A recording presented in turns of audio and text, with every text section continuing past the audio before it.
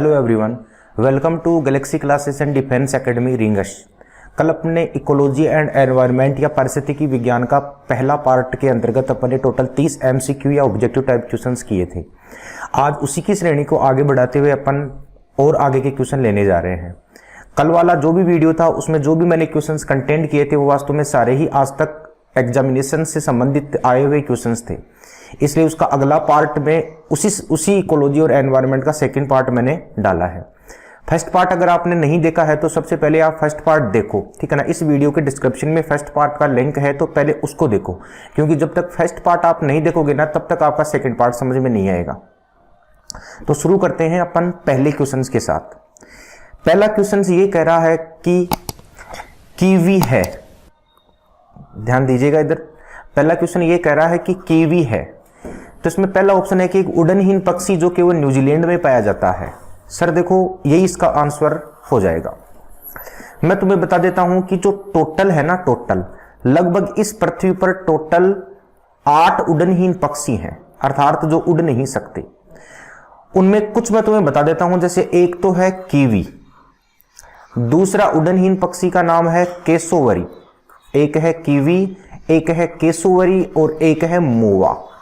इन तीनों पक्षियों का संबंध भी पूछता है कि किस देश से है, तो तीनों ही पक्षी रहने वाले हैं कहां के, न्यूजीलैंड के हैं। अर्थात कीवी पक्षी भी न्यूजीलैंड का रहने वाला है, केसोवरी पक्षी भी न्यूजीलैंड का रहने वाला है और मोवा पक्षी भी न्यूजीलैंड का निवासी है। तो पहला ऑप्शन इसका सही हो जाएगा। 3 के अलावा एक जो है ना, एक पक्षी का नाम है पेंगुइन, ये भी उड़नहीन पक्षी है। एक पक्षी का नाम है एमू, ये भी उड़नहीन पक्षी है। एक पक्षी का नाम है उड़नहीन पक्षी जिसका नाम है डोडो। ये डोडो है ना, डोडो, ये डोडो वर्तमान में लुप्त हो चुका है।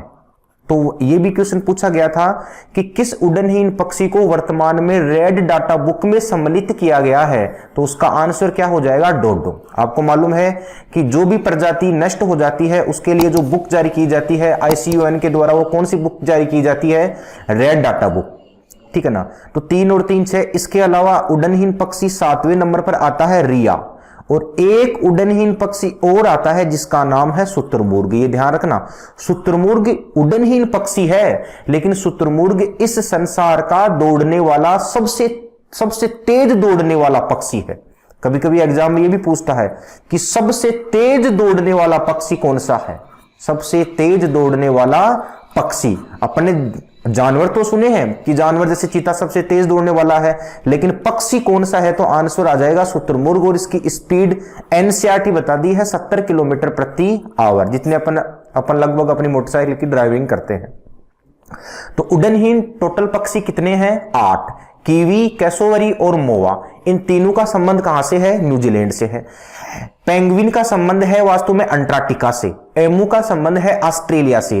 डोडो पक्षी वर्तमान में जो लुप्त हो चुका है, यह मॉरिशस का पक्षी है। रिया दक्षिणी अमेरिका की पक्षी है। शुतुरमुर्ग का प्राकृतिक आवास है दक्षिणी अफ्रीका, और वर्तमान में डोडो नामक पक्षी को रेड डाटा बुक में सम्मिलित किया गया है। तो यह ध्यान रखना इंपॉर्टेंट है। उड़नहीन पक्षी टोटल 8 मैंने बता दिए हैं। जलाशयों में यूट्रिफिकेशन क्या होता है, ध्यान देना। यहां पर एक नई शब्दावली आती है इकोलॉजी में जिसका नाम है यूट्रिफिकेशन। पहला ऑप्शन है ऑक्सीजन की कमी के कारण होने वाला प्रभाव। दूसरा ऑप्शन है शैवालों की अत्यधिक वृद्धि, ये सॉरी शैवाल है, शैवालों की अत्यधिक वृद्धि तथा शैवाल ब्लूम के कारण। तीसरा ऑप्शन है नाइट्रोजनी पोषक तत्व तथा ऑर्थोफॉस्फेट के अत्यधिक के कारण, ठीक है ना, और जलाशयों में मूर्तियों के विसर्जन के कारण। देखो यूट्रिफिकेशन क्या होता है, मैं तुम्हें बता देता हूं इमेज के जरिए कि वास्तव में यूट्रिफिकेशन होता क्या है। ये देखो, मैंने एक इमेज ड्रॉ की है यहां पर। इसमें आपने अगर ध्यान से देखा होगा तो ये जो पानी है ना, पानी, इस पानी के ऊपर शैवालों की एक परत जम जाती है। शैवालों की एक परत जम जाती है, तो शैवालों की एक परत जमने पर ऊपर का आवरण हरा हो जाता है, जैसा आपको दिख रहा है। अब इसके अंदर वास्तु में O2 प्रवेश नहीं कर पाती, तो O2 के प्रवेश नहीं करने की घटना को या ऑक्सीजन की कमी होने की घटना को ही बोला जाता है यूट्रिफिकेशन। ऑप्शन तो इसमें सेकंड भी सही है ऑप्शन इसमें थर्ड भी सही है, लेकिन जब तीनों ही ऑप्शन अपने सामने हो तो सबसे जो अच्छा आंसर जो आरएस प्री में माना था वो माना था ऑक्सीजन की कमी के कारण होने वाली घटना यूट्रिफिकेशन कहलाती है। अर्थात किसी भी जलाशय के ऊपर शैवालों की अत्यधिक वृद्धि होना, शैवालों की अत्यधिक वृद्धि के परिणाम स्वरूप उसमें शैवाल ब्लूम का बनना, उसके अंतर्गत अंदर की O2 की मात्रा में कमी होना, यही वास्तव में यूट्रिफिकेशन कहलाती है। तो इसका राइट आंसर हो जाएगा ए। निम्नलिखित कथनों पर विचार कीजिए। क्योटो प्रोटोकॉल सन 2005 में प्रभावी हुआ। क्योटो प्रोटोकॉल मुख्य रूप से ग्रीन हाउस गैसों के निकास को कम करने से संबंधित है। मीथेन की तुलना में कार्बन डाइऑक्साइड ग्रीन हाउस गैसों के रूप में 5 गुना अधिक प्रभावी होती है। ध्यान से देखिएगा, क्योटो प्रोटोकॉल किससे संबंधित है? सबसे पहले तो मैं तुम्हें यह बात बता देता हूं। ये जो पृथ्वी है ना, इस पृथ्वी के औसत तापमान में वृद्धि का होना कहलाता है ग्रीन हाउस इफेक्ट।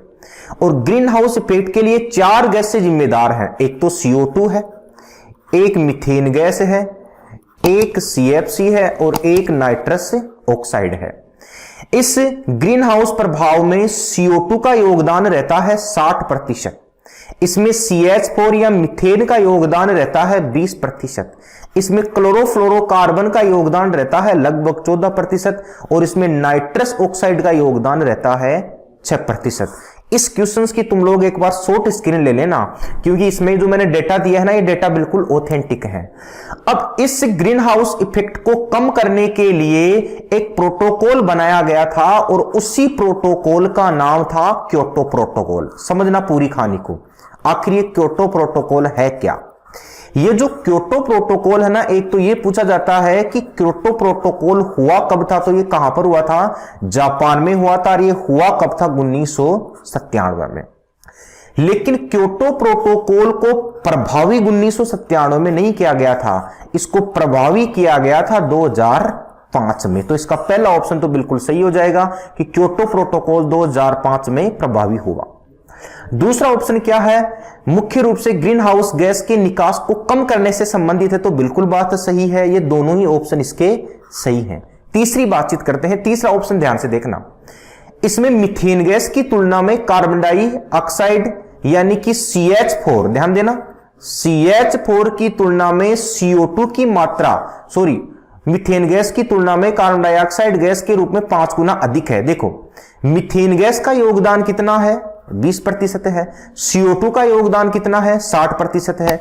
तो इस हिसाब से तो 3 गुना तो ज्यादा हुआ, लेकिन 5 गुना ज्यादा नहीं है। तो इसमें पहला और दूसरा सही हो जाएगा। तो इसका राइट आंसर हो जाएगा 1। दोबारा सुनना, ग्रीन हाउस इफेक्ट में कितनी गैसें जिम्मेदार हैं? 4 गैसें जिम्मेदार हैं। एक है कार्बन डाइऑक्साइड जिसका 60% योगदान है, एक है मीथेन गैस जिसका 20% योगदान है, एक है क्लोरोफ्लोरोकार्बन जिसका 14% योगदान है और एक है नाइट्रस ऑक्साइड जिसका 6% योगदान है। इस प्रभाव को कम करने के लिए 1997 में एक सम्मेलन हुआ और उस सम्मेलन को कहा गया क्योटो सम्मेलन। लेकिन यह सम्मेलन 2005 में प्रभावी हुआ था। और एक चीज का और ध्यान रखना, मैं तुम्हें बता देता हूं, अगर तुम्हें पूछे कि यह सम्मेलन कब तक वैध था, तो ध्यान रखना यह वैध था 2012 तक। अर्थात मीटिंग हुई 1997 में, यह प्रभावित हुआ 2005 में और यह वैध रहा 2012 तक। वायुमंडल में कई प्रकार की गैसों का मिश्रण है। पृथ्वी के नजदीक वायुमंडल में मुख्यतः क्या पाई जाती है? वायुमंडल में गैसों का मिश्रण तुम इस पाई चार्ट से समझना। वायुमंडल में आपको मालूम है कि सर्वाधिक नाइट्रोजन का योगदान होता है 78%। इसके बाद में ऑक्सीजन का नंबर आता है लगभग 21%। अर्थात लगभग अपना जो पूरा जो एटमॉस्फेयर है ना, ये वायुमंडल लगभग 2 ही गैसें मिलकर बनाती है, एक तो नाइट्रोजन और एक ऑक्सीजन। ये दोनों तो पाई जाती हैं पृथ्वी के नजदीक। और इन दोनों के अलावा तुम इस पाई चार्ट में देखना, ये जो तीनों गैसें हैं ना, ये तीनों गैसें पाई जाती हैं ऊपरी सतह पर, जिसमें आर्गन गैस हो गई, कुछ अलग गैसें हैं और एक इसमें CO2 गैस है जो 0.03% के रूप में पाई जाती है। लेकिन यहां पर एग्जामिनर ने सारी गैसों को नहीं पूछा है पृथ्वी के नजदीक। तो पृथ्वी के नजदीक एक तो नाइट्रोजन पाई जाती है और एक ऑक्सीजन पाई जाती है। और नाइट्रोजन का योगदान हो जाएगा 78% और ऑक्सीजन का योगदान हो जाएगा लगभग 20.9%।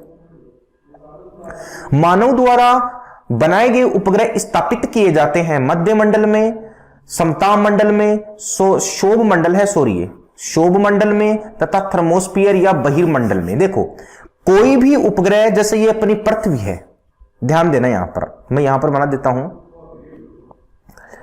जैसे ये अपनी पृथ्वी है, ये पृथ्वी है अपनी, कोई भी उपग्रह पृथ्वी से दो जगहों पर छोड़े जाते हैं। एक कक्ष तो बनाया गया है 800 किलोमीटर पर, 800 किलोमीटर पर जो कक्ष बनाया गया है उससे बोला जाता है सूर्य तुल्यकाली कक्ष, सूर्य तुल्यकाली कक्ष। और एक बनाया गया है 36,000 किलोमीटर पर, 36,000 किलोमीटर पर, और इस 36,000 किलोमीटर को बोला जाता है भूस्थायी कक्ष। उपग्रह स्थापित किए जाते हैं और ये दोनों ही जो कक्ष है ना, ये दोनों ही कक्ष हैं बहिर्मंडल में, ठीक है ना।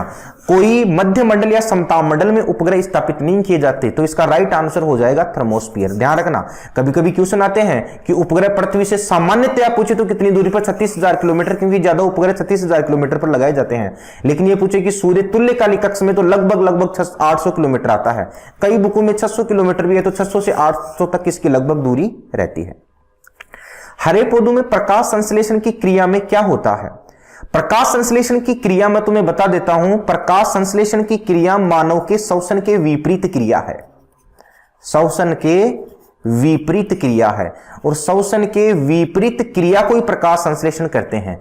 अर्थात इस श्वसन के दौरान अपन O2 तो शरीर के अंदर लेते हैं तथा CO2 शरीर से बाहर निकालते हैं। लेकिन एग्जामिनर ने कोई श्वसन थोड़ा ही पूछा है, इस एग्जाम में तो पूछा गया है, इस क्वेश्चन में तो पूछा गया है प्रकाश संश्लेषण। तो प्रकाश संश्लेषण का मतलब हो जाता है कि CO2 को अंदर लेना और O2 को बाहर निकालना। तो ध्यान देना, नाइट्रोजन लेना नहीं सर, कार्बन डाइऑक्साइड लेना, ऑक्सीजन छोड़ना, हाँ, तो ये इसका राइट आंसर हो जाएगा। प्रकाश संश्लेषण के बारे में एक क्वेश्चन और भी पूछी जाती है कि इस पृथ्वी पर ऐसी कौन सी प्रक्रिया है, या इस पृथ्वी पर ऐसी कौन सी क्रिया है या एकमात्र घटना कौन सी है जो CO2 की मात्रा को कम करती है, तो भी प्रकाश संश्लेषण ही आएगा। मौसम परिवर्तन पृथ्वी की गति की किस विशिष्टता से होता है? मौसम परिवर्तन होता है सूर्य के चारों ओर परिक्रमा जब पृथ्वी करती है ना, तो क्यों होता है ऐसा? क्योंकि सर सूर्य के चारों ओर परिक्रमा को निश्चित कक्षा पर थोड़ी ना करती है, किस कक्ष में करती है? दीर्घवृत्ताकार कक्ष। और दीर्घवृत्ताकार कक्ष इस प्रकार से अंडेनुमा संरचना वाला होता है। इसमें जैसे मान लो ये यहां पर सूर्य है, ये जैसे मान लो सूर्य है, एक समय आएगा जब सूर्य, ये पृथ्वी सूर्य के नजदीक आएगी, और एक समय आएगा जब पृथ्वी सूर्य से दूर चली जाएगी। तो दूर जाने पर और नजदीक आने पर ही वास्तव में पृथ्वी पर मौसम का परिवर्तन होता है। तो सूर्य के चारों ओर परिक्रमा जो दीर्घवृत्ताकार कक्षा में लगाता है, उसी की वजह से मौसम परिवर्तन होता है। तो इसका राइट आंसर हो जाएगा 1। ग्रीन हाउस इफेक्ट क्या है? ध्यान देना, बहुत ही इंपॉर्टेंट क्वेश्चन है ये, वेरी वेरी इंपॉर्टेंट क्वेश्चन है, बिल्कुल ध्यान से समझना वास्तव में ग्रीन हाउस इफेक्ट होता क्या है। मैं एक इमेज यहां पर बनाई है मैंने, तो उस इमेज के जरिए इसको ध्यान से समझना। ये देखो इमेज, ध्यान से देखना, ये सूर्य है और सूर्य की किरणें पृथ्वी तक आ रही है, ये सूर्य है, सूर्य की किरणें पृथ्वी तक आ रही है, पृथ्वी से टकराकर सूर्य की किरणें नहीं जा पा रही। अर्थात ये जो आभा मंडल बना है ना, इसी आभा मंडल के अंतर सारी ही किरणें वापस रुक रही हैं। अब आपको मालूम है कि पृथ्वी से टकराकर अगर सूर्य की किरण वापस नहीं जाएगी तो यहां का जो वातावरण है ना, ये यहां का वातावरण बिल्कुल क्या हो जाएगा? गर्म हो जाएगा। और यहां के वातावरण को गर्म होना ही बोला जाता है ग्रीन हाउस इफेक्ट। तो पहला क्वेश्चन क्या है, ध्यान देना, जिसमें पौधे उगाने के लिए एक समान तापमान प्राप्त किया जाता है। दूसरा ऑप्शन, जिसमें वायुमंडल में कार्बन डाइऑक्साइड द्वारा इंफ्रारेड विकिरण शोषित कर लिए जाने से वायुमंडल का तापमान बढ़ जाता है। तो यही तो बात है। तो अब इसमें देखो CO2 का ज्यादा योगदान रहता है। ये देखो यहां पर मैंने बनाया भी है CO2, क्योंकि इसमें लगभग 60 से 65% CO2 का योगदान रहता है इसमें, ठीक है ना। तो इसका राइट आंसर हो जाएगा 2। अर्थात पृथ्वी की इस ग्रीन हाउस इफेक्ट में क्या होता है, पृथ्वी की जो सूर्य की किरणें तो पृथ्वी पर आती है, लेकिन पृथ्वी से टकराने के बाद में वो किरण वापस परावर्तित नहीं हो पाती। जब ये किरण वापस परावर्तित नहीं हो पाती ना, तो पृथ्वी का वातावरण गर्म हो जाता है, और उसी वातावरण का गर्म होना कहलाता है ग्रीन हाउस इफेक्ट, या इसे वास्तव में नई घटना के नाम से बोला जाता है ग्लोबल वार्मिंग या वैश्विक तापीयकरण। मीथेन के अतिरिक्त कौन सी ग्रीन हाउस गैस कृषि क्षेत्रों द्वारा उत्पन्न होती है? ध्यान से समझना इसको इमेज के जरिए। ग्रीन हाउस गैस मैंने तुम्हें 4 बताई। एक तो कार्बन डाइऑक्साइड जिसका 60% योगदान है, लेकिन ये सर कार्बन डाइऑक्साइड वास्तव में कृषि से थोड़ी निकलेगी। कार्बन डाइऑक्साइड का तो स्रोत होता है वास्तव में पेट्रोल और डीजल, तो ये तो वैसे कट जाएगी कि पेट्रोल और डीजल के दहन से निकलती है, वैसे ये ऑप्शन में भी नहीं है। अब मीथेन, दूसरा योगदान है मीथेन का, तीसरा योगदान है सीएफसी का। तो सीएफसी जो है ना, ये सीएफसी भी वास्तव में क्लोरोफ्लोरोकार्बन है जो एसी और रेफ्रिजरेटर से डिस्काउंट होती है, ठीक है ना। तो इसका राइट आंसर हो जाएगा N2O नाइट्रस ऑक्साइड, ठीक है ना, नाइट्रस ऑक्साइड 3 नंबर वाला इसका राइट आंसर हो जाएगा। अर्थात ग्रीन हाउस गैस तो टोटल 4 हैं, लेकिन कृषि क्षेत्रों से उत्पन्न होने वाली ग्रीन हाउस गैस 2 हैं। एक तो मीथेन है जिसका योगदान 20% है, और इसके अलावा एक नाइट्रस ऑक्साइड है जिसका योगदान 6% है। इसने पूछा है मीथेन के अलावा, तो दूसरा ऑप्शन क्या आ जाएगा? Nitrous oxide. क्लोरोफ्लोरोकार्बन के विषय में निम्न में से कौन सा सही कथन नहीं है? किसके बारे में बात की है एग्जामिनर ने? सीएफसी के बारे में। यह वाष्पशील कार्बन यौगिक होता है, ये तो बात बिल्कुल सही है। इसे फ्रियोन भी कहते हैं, ये भी बात बिल्कुल सही है। यह वायुमंडल में ओजोन परत की सुरक्षा करता है। सर कोई ओजोन परत की सुरक्षा थोड़ा ही करता है, ये तो बेचारी ओजोन परत को क्या करता है? नष्ट करता है। तो ये इसका सही आंसर नहीं हो जाएगा। इसका उपयोग शीतलन उद्योगों में किया जाता है। शीतलन उद्योगों में ध्यान रखना, एक तो एसी आती है, एसी के अलावा एक शीतलन उद्योगों में आता है फ्रिज, और इसके अलावा एक आता है इसमें कोल्ड स्टोरेज। एक क्या आता है इसमें? Cold storage. ओजोन छिद्र के लिए भी सीएफसी जिम्मेदार है, इसलिए तो सीएफसी की जगह आजकल एचएफसी यूज में लेते हैं, ठीक है ना। वायु प्रदूषण का प्रमुख कारण क्या है? ध्यान देना, यहां पर बहुत इंपॉर्टेंट क्वेश्चन है, बहुत इंपॉर्टेंट क्वेश्चन है। वायु प्रदूषण का प्रमुख कारण सीसा, तांबा, जस्ता और सोना। वायु प्रदूषण का सबसे ज्यादा जो प्रदूषण होता है वो होता है शीशे की वजह से। सीसा का मतलब होता है पीबी, और पीबी का मतलब दूसरा क्या नाम है? लेड। अब आप सोचोगे कि सर सीसा कैसे प्रदूषित करता है वायुमंडल को? ध्यान से समझना, ध्यान से समझना। केमिस्ट्री में आपने कुछ पदार्थ होते हैं उनका कभी आपने जिक्र किया होगा, उन पदार्थों को बोला जाता है एंटी नॉकिंग पदार्थ। ध्यान देना कहां से कहानी उठकर आती है, एंटी नॉकिंग पदार्थ। जब भी कोई भी ईंधन जलता है, ईंधन के जलने पर जो साउंड उत्पन्न होता है, उस साउंड की मात्रा को कम करने के लिए जो पदार्थ मिलाए जाते हैं उसको एंटी नॉकिंग पदार्थ कहते हैं। इन एंटीनोकिंग पदार्थ के तौर पर सबसे ज्यादा मिलाया जाता है पीबी, लेड, या इसे बोला जाता है सीसा।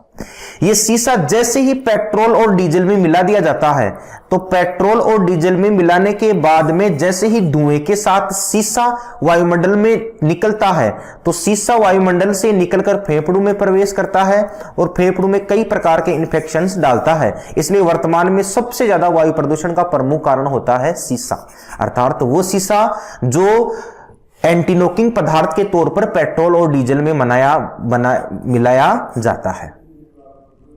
क्योटो प्रोटोकॉल निम्न में से किससे संबंधित है? मैंने तुम्हें बताया था कि क्योटो प्रोटोकॉल किससे संबंधित है? ग्रीन हाउस से। अब देखो क्योटो प्रोटोकॉल से संबंधित मैंने तुम्हें क्या बात बताई थी, बताओ। देखिए क्योटो प्रोटोकॉल कहां पर होता है, कहां पर हुआ था? जापान में। सर्वप्रथम ये कब हुआ था? 1997 में, 1997 में। मुझे बताना तुम। देखिए प्रभावी कब हुआ? अभी मैंने तुम्हें बताया, ये प्रभावी हुआ 2005 में, प्रभावी हुआ 2005 में। ये वेद कब तक है?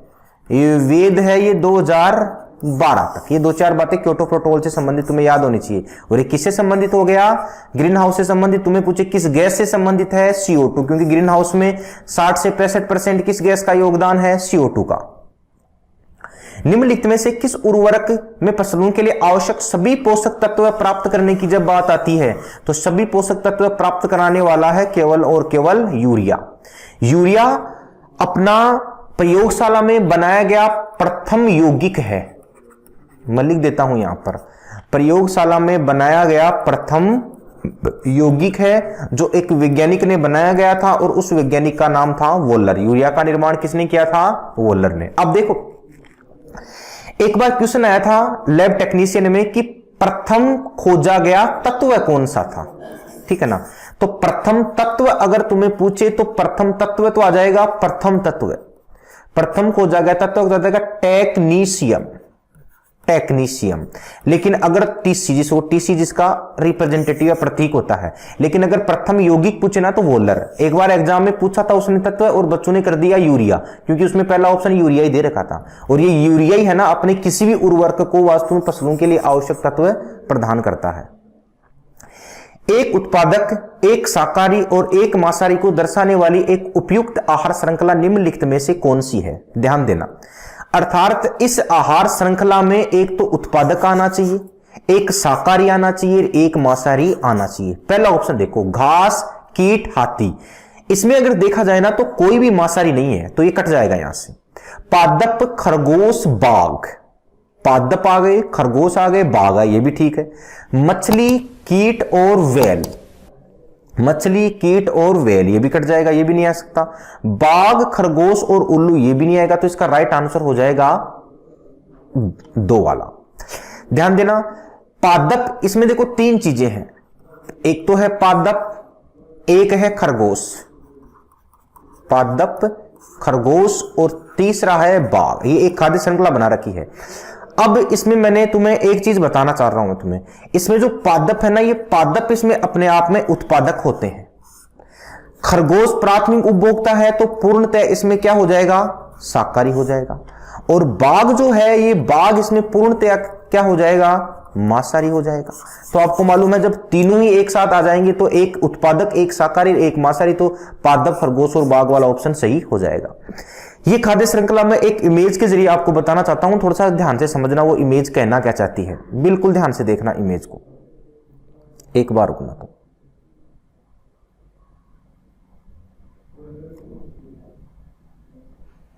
ये देखो, ये एक खाद्य श्रृंखला है, 3 खाद्य श्रृंखला है। जैसे ये मान लो ट्री है, ट्री इसमें उत्पादक हो गया, ये भालू, ये हिरण है, ये इसमें प्राथमिक उपभोक्ता हो गया या शाकाहारी हो गया, और ये लोइन हो गया इसमें मांसाहारी, तो ये एक खाद्य श्रृंखला होगी।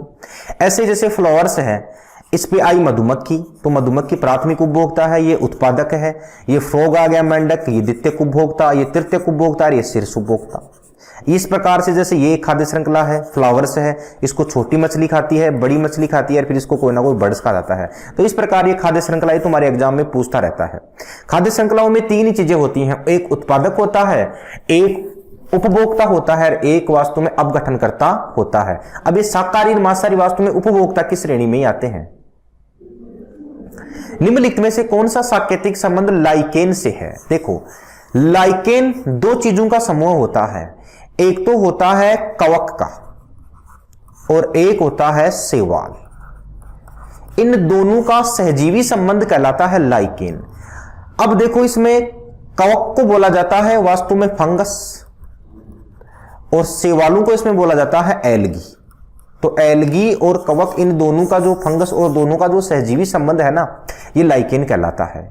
इसको ध्यान से देखना, देखो इसमें ये फंगस है और ये इसमें एल्गी है, और दोनों मिलाकर क्या बन रहे हैं? लाइकेन। तो मतलब कवक और शैवालों का सहजीवी संबंध लाइकेन कहलाता है, या फंगस और एल्गी का सहजीवी संबंध लाइकेन कहलाता है। अब यहां पर आखिर ये लाइकेन बनता क्यों है? ध्यान से देखना, ये लाइकेन बनता क्यों है?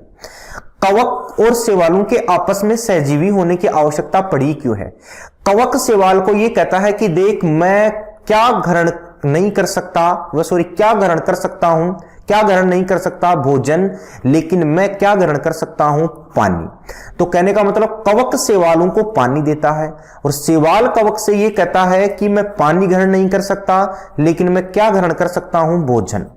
तो इस प्रकार से दोनों में एक गठबंधन की सरकार बनती है, और उसी गठबंधन की सरकार को बोला जाता है लाइकेन। और यही लाइकेन वास्तव में SO2 सल्फर डाइऑक्साइड के प्रति सर्वाधिक संवेदनशील है। अर्थात जहां पर SO2 है वहां पर लाइकेन तुम्हें नहीं मिलेगा। अगला क्वेश्चन देखो, पौधों में संवेदनशीलता की विशेषता को प्रतिपादित करने वाले भारतीय वैज्ञानिक कौन थे? बहुत इंपॉर्टेंट क्वेश्चन है। इसका राइट आंसर हो जाएगा जगदीश चंद्र बोस। ठीक है ना? जगदीश चंद्र बोस ने एक उपकरण बनाया था, और उस उपकरण का नाम था क्रेस्कोग्राफ। गलत हो गया ये, क्रेस्कोग्राफ। क्रेस्कोग्राफ, इसको मैं बता देता हूं इमेज के जरिए। ये एक क्रेस्कोग्राफ है। ये क्रेस्कोग्राफ वास्तव में जगदीश चंद्र बोस ने बनाया था, ठीक है ना, अपना भारतीय वैज्ञानिक था ये क्रेस्कोग्राफ क्या करता है, पौधे की वृद्धि का मापन करता है। ये क्रेस्कोग्राफ क्या करता है, पौधे की वृद्धि का मापन करता है। और पौधे की वृद्धि के मापन से ही जगदीश चंद्र बोस ने यह बताया था कि वास्तव में पादप सजीव होते हैं। तो पौधों की संवेदनशीलता की विशेषता सर्वप्रथम एक भारतीय वैज्ञानिक ने बताई, जगदीश चंद्र बोस ने। और अगर तुम्हें पूछे कि किसके द्वारा बताया था, तो यह क्रेस्कोग्राफ के द्वारा बताया था। और क्रेस्कोग्राफ का आविष्कार भी किसने किया था, जगदीश चंद्र बोस ने। और पौधों की वृद्धि का मापन करने वाला भी पहला वैज्ञानिक कौन था, जगदीश चंद्र बोस। तो ध्यान रखना, इससे संबंधित 2-4 बातें हैं। जोधपुर जिले में पानी में फ्लोराइड घटक को घटाने के लिए निम्नलिखित में से कौन सी विधि काम में ली जाती है। ये सर आजकल जो है ना, आजकल इस फ्लोराइड की घटक को कम करने के लिए एक तकनीक काम में ली जाती है। उस तकनीक का नाम है नालगोंडा तकनीक। ये थोड़ा सा इंपॉर्टेंट क्वेश्चन है। ये नालगोंडा तकनीक वास्तव में ये आंध्र प्रदेश से शुरू हुई थी। तो आंध्रा का एक गांव है नालगोंडा, सर्वप्रथम ये तकनीक वहां पर लगी थी। तो अब अपने जोधपुर में भी ये लगी है, तो इसको नालगोंडा तकनीक कहते हैं। इस प्रकार से नालगोंडा तकनीक का एक मैंने पिक्चर ली है। इसमें क्या होता है, एक तो नींबू डाला जाता है, लाइम का मतलब क्या है नींबू, और एलम का मतलब क्या है फिटकरी। इन दोनों को डाला जाता है क्योंकि दोनों ही पानी के शुद्धिकरण में अपना महत्वपूर्ण योगदान रखते हैं। यहां पर इन दोनों को वास्तव में मिक्स किया जाता है। और मिक्स के बाद में ये जो सेडिमेंटेशन की जो प्रक्रिया है, इसमें क्या होता है कि कचरा तो नीचे जम जाता है और शुद्ध जो पानी है ना, ये ऊपर आ जाता है। अब इसमें शुद्ध पानी, यहां पर फ्लोराइड नहीं हटा है, इसमें ये शुद्ध पानी आगे चला जाता है और यहां पर फिर इसका फिल्ट्रेशन होता है।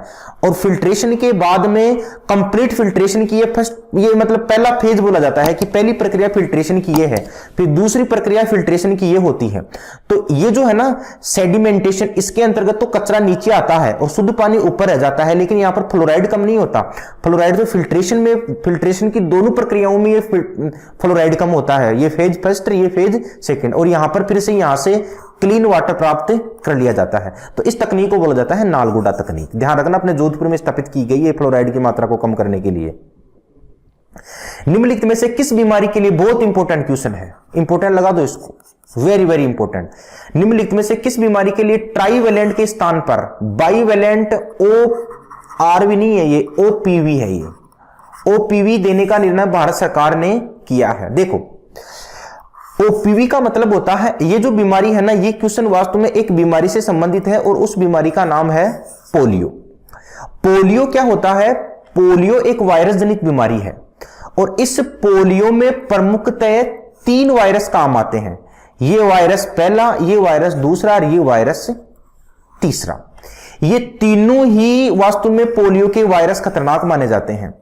इन तीनों ही वायरस को खत्म करने के लिए लगभग 1967 में एक वैज्ञानिक था जिसका नाम था अल्बर्ट सेबिन ने एक टीका बनाया था। अब वर्तमान में क्या है ना, WHO ने यह कहा है कि भारत में पहला और तीसरे प्रकार का ही पोलियो हो रहा है, पोलियो होने की संभावना है। भारत में जो दूसरा प्रकार का पोलियो है ना, ये होने की संभावना नहीं है। इसको एक इमेज के जरिए समझना तुम, इसका आंसर तो पोलियो हो जाएगा, ठीक है ना। इसको एक इमेज के जरिए समझना तुम। ये देखो, इसमें देखो 1 2 3 है, पहले 1 2 3 अर्थात तीनों ड्रॉप्स ली जाती थी। लेकिन वर्तमान में अपना जो भारत है ना, ये दूसरा जो पोलियो है, दूसरा वायरस पोलियो वाला है ना, ये वास्तव में भारत ने, WHO ने ये कहा है कि अब इससे संबंधित तुम्हारे को कोई रोग नहीं होने वाला। तो अब पहले और तीसरे से संबंधित ही वास्तव में खुराक पिलाई जाती है। तो पहले ये ट्राईवेलेंट था क्योंकि 3 वायरस थे इसमें, अब इसमें 2 वायरस रह गए, तो ये बाईवेलेंट है। ध्यान रखना, एक डेट और याद रखना, मैंने तुम्हें कल भी शायद बताई थी, भारत पोलियो मुक्त पूरी तरीके से कब मुक्त हुआ था, 2014 में। इंपॉर्टेंट है ये, पोलियो मुक्त, भारत पोलियो मुक्त कब हुआ था, 2014 में। तो ध्यान रखना, ट्राईवेलेंट का मतलब 3 खुराक, ठीक है ना, और बाईवेलेंट का मतलब 2 खुराक। तो ट्राईवेलेंट के स्थान पर बाईवेलेंट OPV देने का भारत सरकार ने जो निर्णय किया वो किस बीमारी के लिए किया है, पोलियो से। अगला देखो, विज्ञान एवं प्रौद्योगिकी को राज्य में लोकप्रिय बनाने के लिए सरकार ने राजस्थान में विज्ञान केंद्र और विज्ञान पार्क स्थापित किए हैं। साइंस एंड टेक्नोलॉजी का क्वेश्चन है, अच्छा क्वेश्चन आया हुआ है, NTPC में भी क्वेश्चन पूछा था। उन सभी स्थानों को पहचानने जहां पर विज्ञान पार्क कब तक विज्ञान पार्क स्थापित किए गए हैं, मतलब कहां कहां पर विज्ञान पार्क स्थापित किए गए हैं, ये ध्यान रख लेना। एक तो जयपुर में किया गया है, एक नवलगढ़ में किया गया है और एक झालरापाटन में किया गया है। तीनों ही जगह साइंस एंड टेक्नोलॉजी के पार्क बनाए गए हैं। साइंस एंड टेक्नोलॉजी के पार्क में देखो होता क्या है, साइंस एंड टेक्नोलॉजी के पार्क वास्तव में उन बच्चों के लिए है या उन बच्चों की विजिटिंग के लिए बनाए गए हैं जो साइंस एंड टेक्नोलॉजी के बारे में या साइंस टेक के बारे में जानते नहीं है। उसमें ऐसे पौधे, उसमें डेकोरेशन के लिए ऐसे ऐसे पौधे लगाए जाएंगे जो बच्चों को यह मालूम चले कि वर्तमान में किस प्रकार से साइंस टेक अपने चरम स्थिति में है। तो ये साइंस एंड टेक्नोलॉजी वर्तमान में काफी ऊपर मतलब ग्रोथ कर रही है। तो अपने जयपुर, नवलगढ़ और झालरापाटन या झालावाड़ में इसके कैंप स्थापित किए गए हैं। गर्म रुधिर वाले जंतु वो होते हैं जो शरीर के तापमान को, ध्यान देना यहां पर, तापमान के आधार पर दो प्रकार के होते हैं जीव। एक तो होते हैं गर्म रुधिर वाले, बिल्कुल ध्यान देना, एक तो होते हैं गर्म रुधिर वाले और एक होते हैं ठंडे रुधिर वाले। दो प्रकार के जीव होते हैं तापमान के आधार पर। गर्म रुधिर वाले वो जीव होते हैं जो जिनमें हमेशा तापमान एक समान रहे, जिसमें हमेशा तापमान एक समान रहे, ठीक है ना। और ठंडे रुधिर वाले वो जीव होते हैं जो वायुमंडल के तापमान के अनुसार अपने शरीर का तापमान बदलने की क्षमता रखते हैं। गर्म रुधिर वाले में ध्यान रखना, एक तो आता है मानव, ये मानव अपन जो है ना ये गर्म रुधिर वाले में आते हैं। एक आते हैं समस्त स्तनधारी, समस्त स्तनधारी, शेर, भालू वगैरह सब आ गए। ठंडे रुधिर वाले में ध्यान रखना, एक तो इसमें आती है मछली और एक आता है मेंढक और कई जो है ना सर्प की प्रजातियां भी आती हैं, कई रेप्टाइल्स भी इसमें आते हैं। तो ध्यान रखना, ठंडे रुधिर वाली जो तापमान के अनुसार अपने शरीर के तापमान को बदल सके, और गर्म रुधिर वाले जिसका हमेशा एक जैसा तापक्रम बना रहे। तो देखो इसमें वातावरण के तापमान से नीचा रखते हैं, ये तो नहीं है, वातावरण के तापमान से ऊंचा रखते हैं, ये भी नहीं है, हमेशा एक सा अपने शरीर के वातावरण को बनाए रखते हैं। तो राइट आंसर हो जाएगा सी। तो आज अपन ने टोटल 20 MCQ लिए थे, कल इसका थर्ड पार्ट में और डालूंगा। पहले पार्ट में मैंने 30 क्वेश्चन डाले हैं, 30 और टोटल 50 क्वेश्चन हो गए हैं, ठीक है ना। कल कोशिश करूंगा कि इससे भी बढ़िया क्वेश्चन आपको और लाऊं। इकोलॉजी और एनवायरनमेंट ध्यान रखना बहुत इंपॉर्टेंट टॉपिक है, ठीक है ना। इस टॉपिक से संबंधित कई प्रकार के क्वेश्चन पूछे जाते हैं। आज वर्तमान में इस टॉपिक का वेटेज इसलिए भी बढ़ गया है क्योंकि वर्तमान में क्या होता है, वर्तमान में क्या है कि वास्तव में वातावरण के साथ छेड़खानी हो रही है। तो उसी छेड़खानी को कम करने के लिए, ताकि वास्तव में ज्यादा से ज्यादा बच्चों तक नॉलेज पहुंचे कि किस प्रकार से प्रदूषण कम किया जा सकता है, इसलिए ये इकोलॉजी एंड एनवायरनमेंट का वर्तमान में ज्यादा वेटेज रहा है। तो आपको अच्छा लगा वीडियो तो उसको लाइक करना, मुझे कमेंट करके बताना, ज्यादा से ज्यादा शेयर करना, ज्यादा से ज्यादा इस चैनल को सब्सक्राइबर करना। Okay, thank you, God bless you.